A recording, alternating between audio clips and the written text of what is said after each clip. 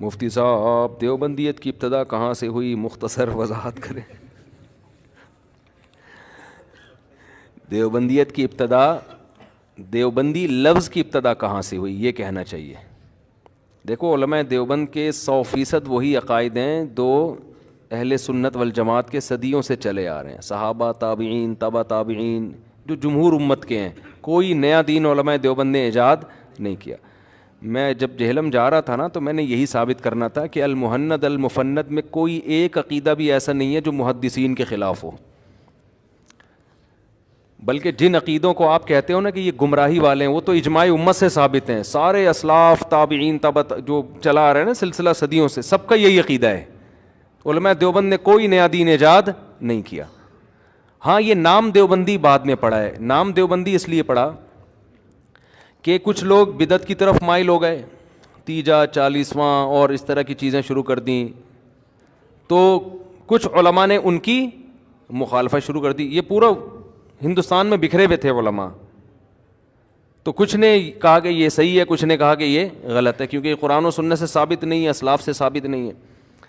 تو جنہوں نے بدعات کی مخالفت شروع کی ان کو لوگوں نے دیوبندی کہنا شروع کر دیا۔ وجہ کیوں ان کو دیوبندی کہنا شروع کیوں کیا؟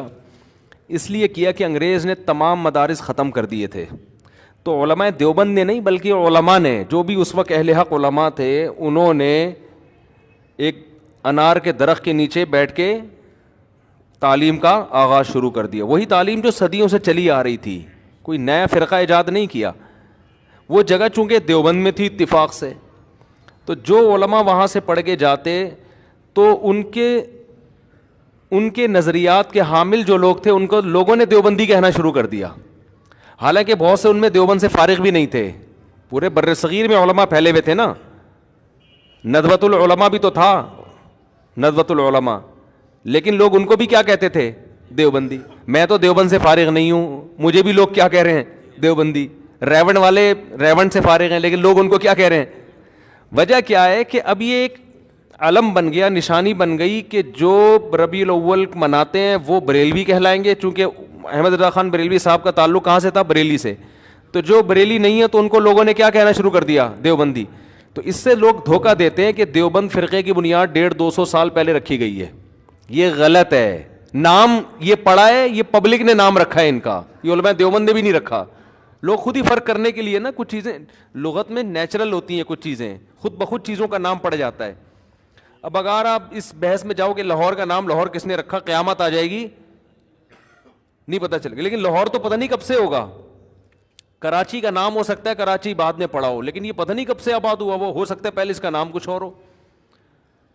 تو وہی علماء جو اہل سنت والجماعت کے علماء تھے، جو شیعہ کے مقابلے میں تھے، تو ان کو سنی کہا جاتا تھا۔ اس وقت دیوبندی بریلوی نہیں تھا۔ تو جو اس طرف چلے گئے، تیجے 40ویں کی طرف مائل ہو گئے اور ربیع الاول میں یہ سب کچھ کرنے لگے، تو چونکہ احمد رضا خان بریلوی صاحب ان چیزوں کے قائل تھے تو لوگوں نے ان کو بریلوی کہنا شروع کر دیا۔ ان کے مقابلے میں جتنے علماء تھے بر صغیر میں وہ ان چیزوں کے قائل نہیں تھے، تو ان تمام علماء کو لوگوں نے کیا کہنا شروع کر دیا؟ دیوبندی کہنا شروع کر دیا۔ تو یہ کوئی نیا فرقہ نہیں ہے، کیونکہ ان کے عقائد سارے وہی صدیوں سے چلے آ رہے ہیں۔ ہم 5 نمازوں کے قائل ہیں، تو یہ کب سے چلا آ رہا ہے؟ صدیوں سے۔ علماء دیوبند 20 رکعت تراویح کے قائل ہیں، یہ کب سے چلا آ رہا ہے؟ صدیوں سے۔ علماء دیوبند 3 طلاقوں کو 3 کہتے ہیں، چاروں امام سارے صحابہ 3 کو کیا کہتے ہیں؟ 3 کہتے ہیں۔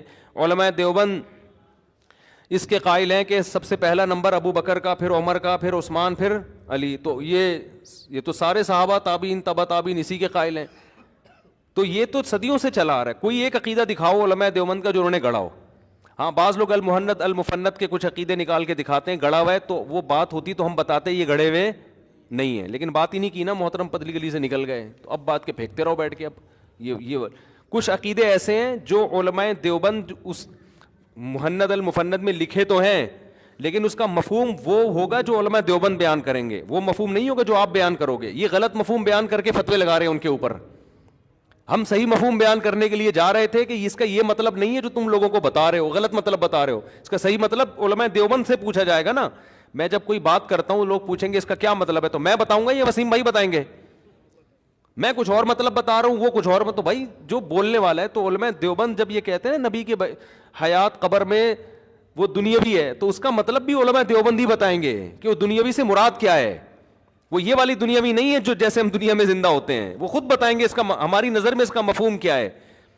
لیکن خود ہی اپنی طرف سے مطلب بیان کرو، پھر خود ہی ان پہ فتوے لگانا شروع کر دو. تو میں حلفیہ بولتا ہوں کہ علماء دیوبند کا ایک عقیدہ ایسا نہیں ہے جو جمہور امت کے خلاف ہو، اور ہم ثابت کر سکتے ہیں الحمدللہ. تو یہ صدیوں سے جو عقیدے شروع سے چلے آ رہے ہیں وہی عقیدے، ان میں ایک بھی دائیں بائیں نہیں ہوا ہے. اور اگر کسی کا ہوا ہے تو وہ خود ذمہ دار ہے، اس کے ہم ذمہ دار نہیں ہیں، نہ علماء دیوبند اس کے ذمہ دار ہیں. قبر پرست ہیں اور پتہ نہیں کیا کیا، قبروں سے فیض حاصل کرنے کو جائز. جو فیض حاصل کرنے کا مفہوم کیا ہے، یہ کہتے ہیں علماء دیوبند قبروں سے فیض حاصل کرنے کو جائز سمجھتے ہیں. تو آگے اس میں لکھا ہوا ہے وہ طریقہ نہیں جو عوام کا ہے، وہ طریقہ جو خواص کا ہے. تو ہم آپ کو بتاتے ہیں نا خواص کا جو طریقہ ہے اس کے آپ بھی قائل ہیں، سمجھ رہے ہو. عوام کا جو طریقہ ہے اس کے نہ میں قائل ہوں نہ آپ قائل ہیں. جو خواص کا طریقہ ہے وہ آپ بھی اس کا. فیض کا مطلب کیا ہے یہاں پہ؟ فیض کا وہ مطلب نہیں ہے قبروں سے جا کے مدد مانگنا. اور وہ جو کرامتوں کے واقعات لکھے، قبر سے اٹھنی ملی چونی ملی، اس کا کیا مفہوم ہے، اس کا حقیقی وہ ہم سب بیان کرنے کے لیے جا رہے تھے، لیکن محترم ایسا مارکیٹ سے شارٹ ہوئے کہ وہ آ ہی نہیں رہا. پھر وہی چیزیں دوبارہ لانا شروع کر دی ہیں. تو کوئی نیا فرقہ نہیں ہے، صدیوں سے ہماری سند الحمدللہ صحابہ سے جا کے ملتی ہے. میں اپنی سند پیش کر سکتا ہوں، حدیث میں نے کس سے پڑھی، انہوں نے کس سے پڑھی، انہوں نے کس سے پڑھی. یہ سند پوری صحابہ سے جا کے ملے گی. ہم تفسیر کی سند صحابہ سے ملا سکتے ہیں، حدیث کی سند صحابہ سے ملا سکتے ہیں.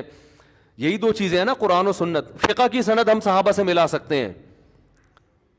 تو قرآن، حدیث اور فقہ، ان تینوں کا تو نام ہے نا اسلام، اور کس چیز کا ہے. تو جو نئے نئے فرقے وجود میں آ رہے ہیں نا، جو کہہ رہے ہیں ہم قرآن و سنت کو مانتے ہیں، ہم یہ نئے فرقوں کو نہیں مانتے، وہ اپنی سند 2-4 پشتوں سے زیادہ آگے چلا ہی نہیں سکتے. اس کا مطلب وہ مارکیٹ میں نئے آئے ہیں. پرانے ہوتے تو سلسلہ جوڑتے نا اپنا پرانوں سے جا کے. نہیں آ رہی میرا خیال ہے بات. ایک صاحب نے مجھے کہا میں آپ سے مناظرہ کروں گا، علماء دیوبند کے اکابر غلط تھے. میں نے کہا ٹھیک ہے، ہم بھی کریں گے، اس شرط پہ ساتھ کہ آپ ہمارے اکابر پہ کیچڑ اچھالو گے تو میرے اوپر نہیں اچھال رہے نا، میرے اوپر اچھالتے تو میں اپنا دفاع کرتا. اکابر پر اچھال رہے ہو تو پھر آپ بھی اپنے اکابر کی لسٹ پیش کرو نبی تک. تو میں بتاؤں گا آپ کے اکابر غلط تھے. مجھے پتا تھا یہ اپنی لسٹ پیش کر ہی نہیں سکتے کیونکہ ان کے اکابر ہیں ہی نہیں، یہ تھے ہی نہیں، پیدا ابو ہیں. یہ فرقہ ہی اب وجود میں آیا ہے 150-150-200 سال پہلے تو یہ فرقہ وجود میں آیا، تو اکابر کہاں سے لے کر آئے گا یہ؟ ٹھیک ہے نا. تو اس سے ہی غلط ہونا ثابت ہو جائے گا نا کہ ایک چیز نہیں آئی ہے تو وہ اسلام تو صدیوں پہلے آ چکا ہے. ایک آدمی کہتا ہے میں ثابت کروں گا تیرا باپ غلط ہے، دوسرا کہتا ہے میں ثابت کروں گا تیرا باپ ہی نہیں ہے. تو کون غلط ہے؟ جس کا باپ ہے. اگر اس سے کوئی غلطی ہوئی ہے تو غلطی تو انسانوں سے ہوتی ہے. ہم کب کہتے ہیں ہمارے سارے بزرگوں میں کوئی غلطی کبھی ہوئی نہیں ہے، تو جو غلط ہے ہم اس کو غلط کہیں گے، بھائی یہ بڑے بزرگ تھے مگر ان کی یہ بات غلط ہے. ختم ہو گئی بات، قصہ ختم. اس میں ہمارے لیے تو کوئی ٹینشن نہیں ہے. ٹینشن آپ کے لیے ہے کہ آپ کے سرے سے بزرگ ہے ہی نہیں. اس کا مطلب آپ نئے پیدا ہوئے ہو. کل بدعت ضلالہ، حدیث میں آتا ہے ہر نئی چیز کیا ہے؟ گمراہی ہے. تو نیا فرقہ کیوں گمراہی نہیں ہے؟ پھر سمجھ میں آ رہی ہے بات کہ نہیں آ رہی؟ تو جب بھی کسی سے بات کرنی ہوتی ہے انسان اس کی اس کے لیول پہ آ کے بات کرتا ہے. تو ہوتا یہ ہے کہ ہم اپنے اکابر کے دفاع میں لگ جائیں اور آپ اپنا اکابری مارکیٹ میں نہ لے کر آؤ. تو یہ تو ایک طرفہ جنگ ہوئی نا. تو اکابر کھیلنا ہے، ابا کھیلنا ہے تو میں اپنے ابا کو لاؤں گا، آپ اپنے ابا کو لائیں گے. میں کھیلنا ہے تو میں آ رہا ہوں، آپ آ جاؤ. لیکن جب بات ابا کی ہوگی، ایک آدمی کہہ رہا ہے تیرا ابا ایسا، تیرا ابا، آپ کہہ رہے ہیں تو اپنا ابا لے کر آ، میں بتاؤں گا کتنے فالٹ ہیں اس میں. وہ اپنا ابا ہی نہیں لا رہا، تو یہ بحث ہوگی. تو ابا کھیلنا ہے تو پھر ابا کھیلو، اکابر کھیلنا ہے تو پھر اکابر لے کر آؤ مارکیٹ میں. تو نہیں ہے کوئی چیز، اب تک نہیں ہے کوئی اس طرح کی چیز آئی ہے. چھوڑ دو ان مسائل کو، ہم کب سے سمجھا رہے ہیں، چھوڑ دو دیوبندی. ہم تو لوگ الجھا رہے ہیں نا. ہم کب، میں نے کوئی بیان کبھی آپ نے سنا 15 سالوں میں اس طرح کا بیان ہوا ہو؟ لوگوں کو نا تکلیف ہو گئی. میں خارج کہنے والا تھا لیکن